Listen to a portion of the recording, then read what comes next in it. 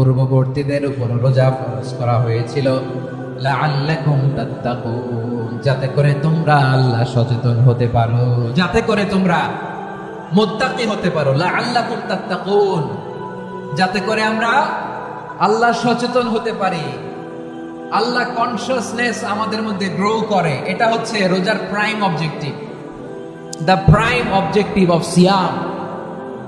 অনেকে জিজ্ঞেস করলে অনেকে বলে রোজার মূল উদ্দেশ্য হচ্ছে না খেয়ে থাকা। না, অনেকে বলে গরিবদের কষ্ট অনুধাবন করা রোজার উদ্দেশ্য। না, রোজার উদ্দেশ্য কি, সিয়াম পালনের উদ্দেশ্য কি, এটা আল্লাহ তাআলা স্পষ্ট এই আয়াতের পেছনে বলেছেন যে লাআল্লাকুম তাত্তাকুন, যাতে করে তোমরা আল্লাহ সচেতন হতে পারো, আল্লাহ ভীতি তোমাদের মধ্যে গ্রো করে, গড কনসিয়াসনেস, আল্লাহ কনসিয়াসনেস, আল্লাহ সচেতনতা যেন বাড়ে, দ্য সেন্স অফ অ্যাকাউন্টেবিলিটি। আল্লাহর সুপ্রিম কোর্টের কাঠগড়া এই দুনিয়াতে আমি যাই করলাম তার সবকিছু যে পাই টু পাই হিসাব দিতে হবে, এই sense, to enhance the sense that whatever we do Allah is watching me. আপনি যাই করেন কেউ দেখে না, কিন্তু দেখে কে?